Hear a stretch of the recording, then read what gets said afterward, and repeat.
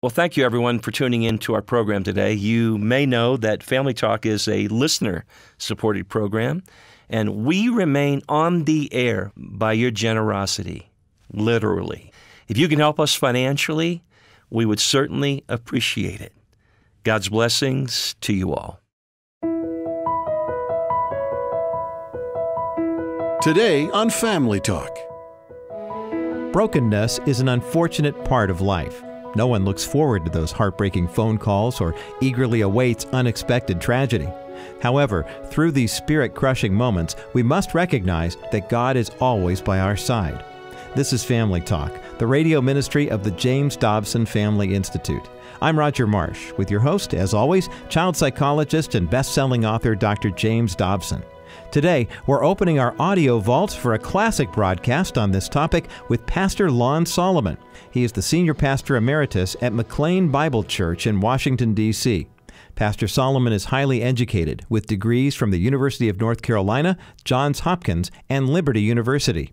He served 4 years on the Intellectual Disabilities Committee under President George W. Bush. Pastor Solomon has authored 2 books titled Brokenness and The 23rd Psalm for the 21st Century. He and his wife Brenda have been married for 44 years and have 4 children and 8 grandchildren. Today, Pastor Lon Solomon will define brokenness and will explain why we question God when bad things happen. He'll also share how God is using his daughter Jill, who was born with special needs. Well, there's a lot of content to get to, so let's get started. Here now is Dr. James Dobson's conversation with Pastor Lon Solomon on this edition of Family Talk.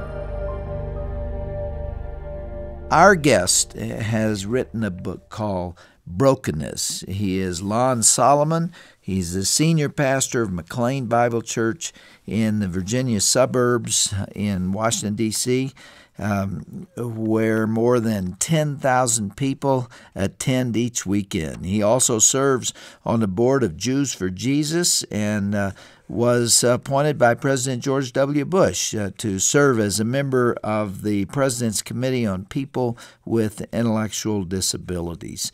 Lon, you have written a book called Brokenness, just simply Brokenness, because as a pastor, you have dealt with many broken people, and there was a time in your life when you and Brenda, your wife, were broken as well. What led you to get into this very difficult subject?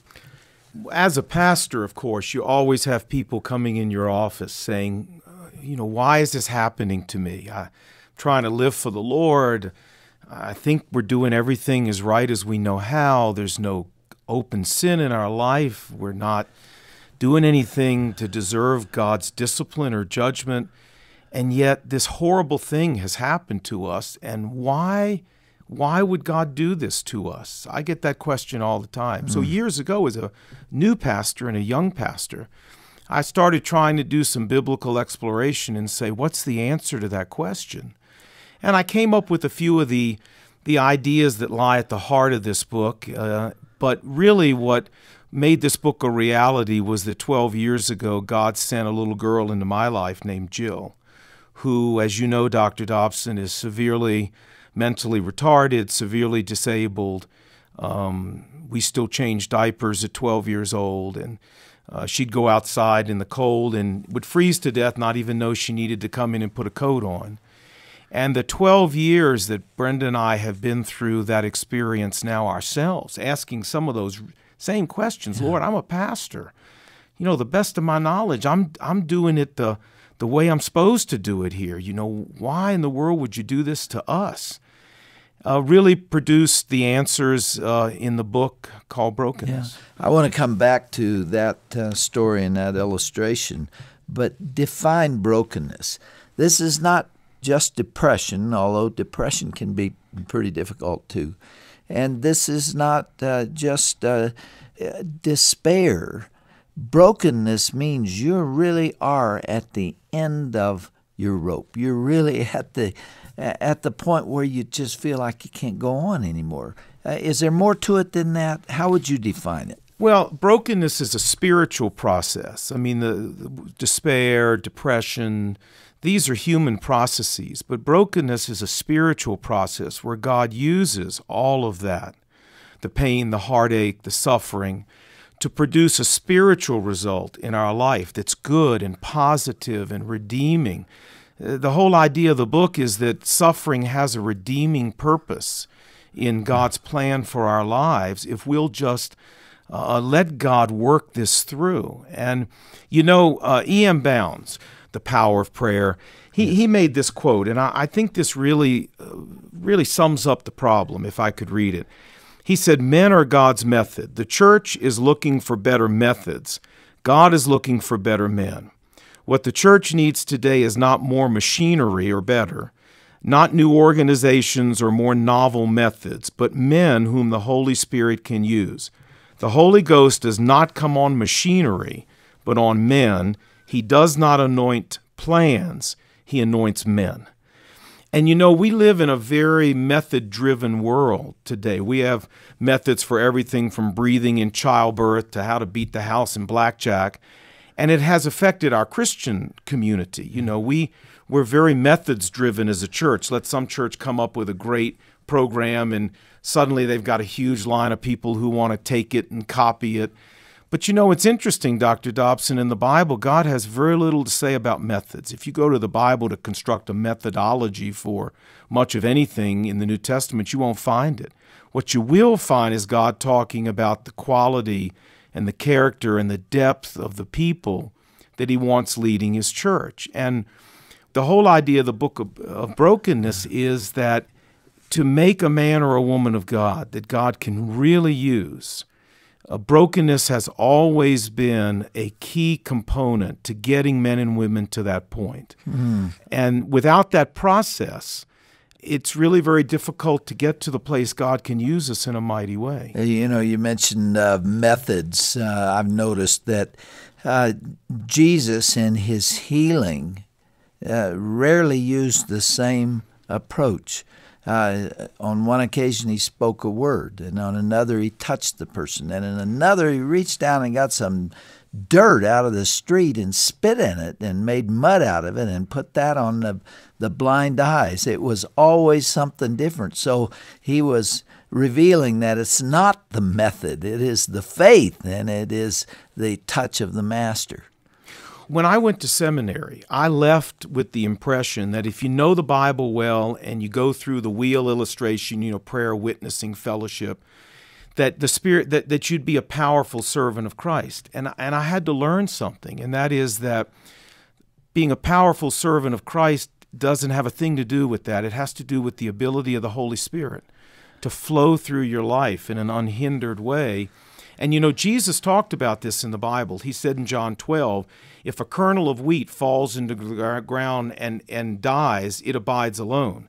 But if it does die and crack open, then it produces much fruit. And the whole idea of that is that there's life inside that seed, but without cracking that hard outer shell, it can't get out. Let's apply this to my introduction, the things that I said there about the person who's listening to us that's really going through it.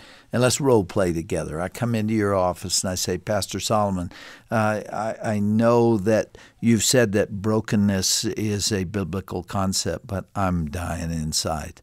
I don't feel God's presence. And I don't know why he's allowed me to go through this difficulty. I mean, I came out of the doctor's office reeling with the news that I have cancer of the esophagus, and I'm in great difficulty. I may not survive. What in the world is God doing here? Why does he have to do this to me to get me to obey him? I'll obey him. What is going on here?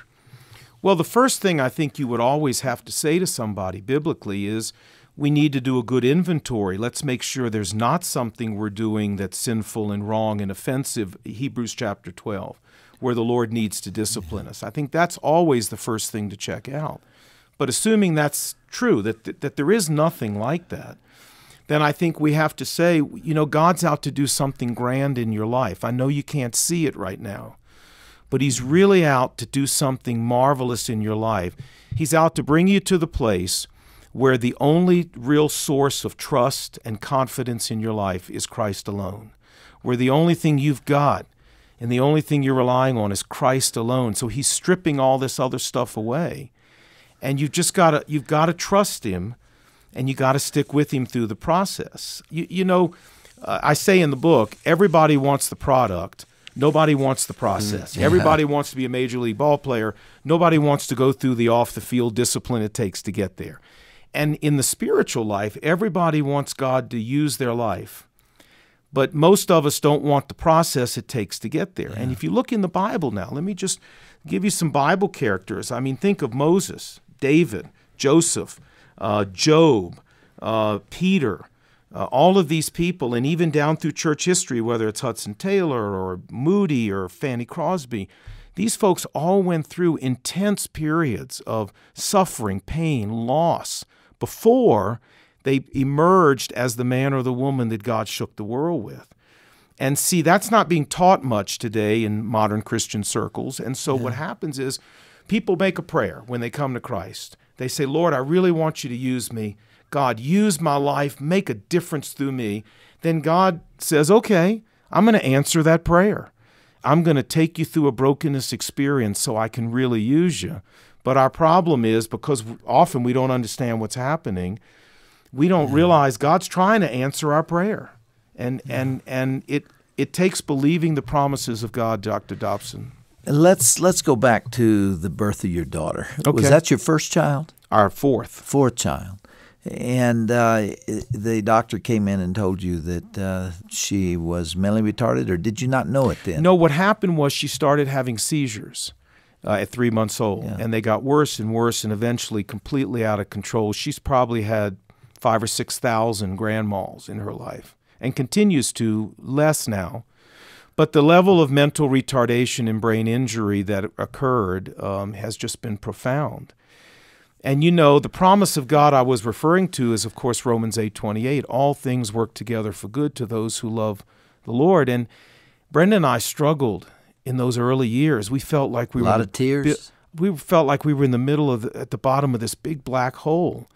And there was just no place to go. And we kept saying, Lord, how can anything good come out of this? Anything good. But Dr. Dobson, the truth is you only have two choices. You either trust God or doubt God. That's right. That's it. And we just made the decision. There's no other alternative. There's nothing you let else him there. go. There's no other plan. And we just said, even though this is as hard as anything we've ever faced, we're going to trust God. I mean, and I don't want to imply that was always easy. There were some days we hung on by our fingertips. But we said, we know God redeems pain. We know God has a purpose here. We don't know what it is, but we're gonna trust him to use this somehow. And what came out of that was a deeper understanding of what God was really trying to do in our lives. He was trying to bring us to ground zero where Jesus was all we had, And when you get there, you realize Jesus is all you need. And suddenly God can then start rebuilding your life now and really using you for his glory because he's stripped everything else away and the Spirit can flow. And it took us years to really begin to see the positive side. And the other positive aspect of this is that from it has come a ministry at McLean Bible Church to those who are disabled or handicapped in one way or another or mentally disabled. You have one of the greatest outreaches to those in that kind of need and their families that I've ever seen. And it sort of came out of this, did it not? No, it totally came out of this. That's one of the many wonderful things that came out of this. But if I could be a little bit transparent here, when I first came to McLean Bible Church, my goal was to build a big church. Now, it was for maybe some good reasons, but for a lot of bad reasons. A lot of it was about me. A lot of it was about the prestige and the notoriety and the public acclaim of leading a big church. And I admit that now. And God You're never... not alone in that, by the way. Well, God never really honored that very much, I mean, he just, after 10 or 12 years, we were still just putting along. And then he sent Jill in my life. She so shattered my life and my wife's life. I mean, shattered beyond what I could even describe in words. That after a while, I didn't care anymore about how big the church got. I didn't care anymore about how many people came. But all of a sudden, it started becoming more about Christ and a lot less about me. And you know the fascinating thing is that all of a sudden, people started coming. It's not that we did a thing different. We didn't do anything different. I preached the same way. And people just started flocking in. And what I really feel happened is I was a lot like Moses. You know, God had to break a bunch of stuff in me before he could trust me and use me. So you know what? If you were to say to me now, let's go back 12 years, and I'll give you a choice, Lon. You can have a normal, healthy daughter, and McLean Bible Church and the work of God will continue just like it did then, putting along. Or you can have Jill, and what's happened since then with all the ministry, take a choice. That would be a very hard choice, but I would like to hope that I would make the right choice, which would be to say, God, send me Jill just the way she was. Especially because you're convinced that it was not a mistake that she was born. Of course it wasn't. That was God's gift to you. It was. And God needed to break me. He needed to break me before he could use me. I don't like being broken. Well, nobody does. That's uncomfortable. I don't think Moses liked it. It's difficult. I don't think Peter liked it after he denied the Lord 3 times. Nobody likes it. That's what we said. The process, nobody wants the process. But you know what? The product now, I'm a better man because of this. I believe I'm a better pastor, a better husband and father.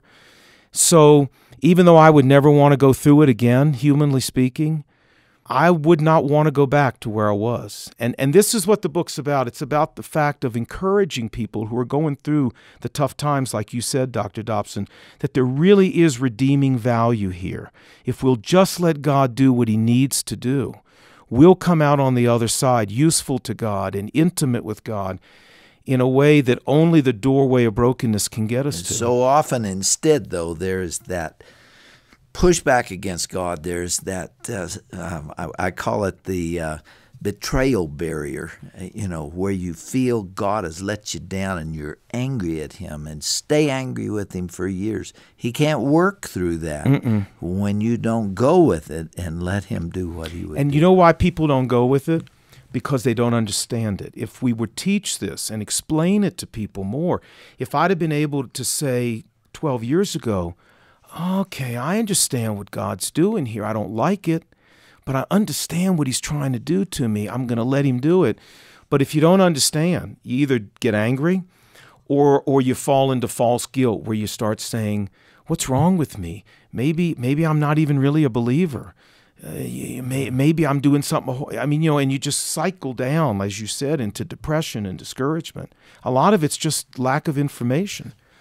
I might add, I don't believe God always redeems everything on this side of the grave. Yeah. People have asked me when they've read or heard about this, they say, well, yeah, but what about Jill? It's great God did all this for you and for your church, but what about this poor little girl who's had to be in their mind, God's pawn in all of this? How is that fair to her? Well, my answer is God doesn't settle everything on this side. And I believe on the other side, because Jill has been willing to live the life that God gave her, God's going to settle up with her on the other side. I believe that. And that there are going to be a lot of people who are going to be glad they served Jill on this side when we get to the other side. And God never broke anybody with success. And he's trying to answer our prayer. And so often, because we don't understand it, we end up being our own worst enemy. And maybe God's purpose is not with you, but with his plan. You think of the 4 missionaries who were killed by the Alca Indians. Yes, the 4 men died, but God had another purpose. You have to find your peace in God. And what I love is the scripture that refers to that moment. And it's in Psalms 34. It's one of my favorite scriptures. The Lord is close to the brokenhearted and saves those who are crushed in spirit. He's hurting along with you. He's close to you. You may not be aware of it, but he's right there. And he's tender to you, and he'll put his arm around you if you won't push him away. Is that right? Absolutely. And the other thing I think we forget is that God's grace is there in these moments when we need it. You know, you don't get dying grace till you're dying. You don't get bad neighbor grace till you got one. You don't get getting fired grace until you get your pink slip. And I think what happens is a lot of times we look forward and we think about what could happen, and we get paralyzed with fear because we're looking at the situation, but the grace isn't there yet. Even though this has been the toughest thing in my life, I just have to say the grace of God was there when we needed it. I mean, it wasn't easy. But 12 years later, we're all still standing and all still walking with Christ. And when God decides to break you, He sends brokenness grace to be there for you. And it's really okay. You know, this whole idea that a lot of people, we really don't understand what God's doing, and that makes the problem worse. That's really why I wrote the book. Because I think the book explains what's often happening, how it's going to happen, how to go through it, what's going to happen on the other side that's going to make this worth it. I mean, I wish I had known all of that when we started. It would have made our whole experience make a lot more sense and would have made it easier for us to pray and work our way and trust God through it. And that's really why I wrote the book, is for people out there who are saying, what in the world is going on? And I don't get it, and this is horrible. I want the book to bring some perspective to people so they go, well, it's still hard, but at least I understand what God's trying to do to me. The tendency in a moment like that is to think God's lost control. This shouldn't have happened. Why did He allow this to happen? He's not paying attention, or He's gone, or He doesn't love me, or He doesn't have the power I thought He did, or He's out to get me, right? Or I've sinned, or and nothing something. could be farther from the truth. He has total control and knows exactly what He's doing. Yeah. The title of the book is Brokenness by Pastor Lon Solomon. This grew out of your own pastoral experience and your own personal experience. That's right. And you know, the whole idea at the end of this is to challenge us as followers of Christ to aspire for higher ground. You know, the wonderful hymn, you know, higher ground. But I'm so afraid that we've fallen into like the murky shadowlands of churchianity, that we're failing to challenge followers of Christ to really aspire to higher ground in their walk with Christ. The price is worth it. Let's aspire for higher ground, to really let Christ walk with us in intimacy and reality, and not just live our life at 50%. Would it be accurate to say brokenness comes to everybody sooner or later? No, I don't think so, Dr. Dobson, because I think you got to want it. You got to ask God and tell Him you're a candidate. And most of us do that when we say, Lord, use me. We don't realize what we're really asking for. Despair will come. Trouble, heartaches. Trouble. But don't forget, getting trouble to brokenness involves a willingness on our part to let God have His way in our life. And it's that level of surrender and letting God, saying, Lord, I don't know what you're doing, but whatever you need to do, just do it. That's what enables God to turn trouble into brokenness. Pastor Lon Solomon, great friend, thank you for being back with us today. Thanks for the privilege of letting me come. We will drop in on you there at McLean Bible Church one of these days. The Lord is blessing it, and great things are happening, and I thank you for your love for the Lord. Thank you, Dr. Dobson.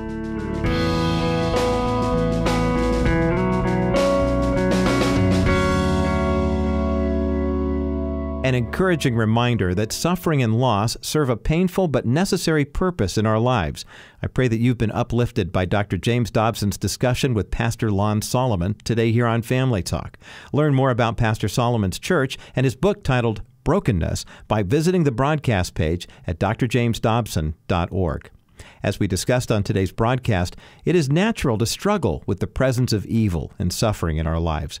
It's difficult for us to justify natural disasters, senseless killings, or the overall unfairness of life. Well, to bring a little understanding to this issue, we encourage you to get your hands on a copy of the book, When God Doesn't Make Sense. Dr. Dobson's popular volume deals with many of those why questions that we ask every day. It's a tremendous resource to reinforce your faith in the face of trial and heartache. Request your copy by going to today's broadcast page at drjamesdobson.org, or you can call toll-free 877-732-6825. I'm Roger Marsh. Thanks so much for your faithful support of our ministry. We could not survive without your help. Well, that's all the time we have for this week. Be sure to join us again Monday for another edition of Dr. James Dobson's Family Talk. Have a great weekend. This has been a presentation of the Dr. James Dobson Family Institute. Hello, everyone. This is Roger Marsh. Here at Family Talk, we strongly believe in our rights as Americans to make our voices heard at the polls. That's why we're urging you to get out and vote in the 2018 midterm elections. Are you wondering how to vote on the key issues being decided in November? Well, visit drjamesdobson.org to download our voter guide to see where your values align. You can also show your involvement in this key election by requesting our sticker, Pray, Engage, and Vote. Call our offices at 877-732-6825 to receive yours while supplies last. The future of America depends on your participation this fall, so pray, be engaged, and cast your vote this November 6th.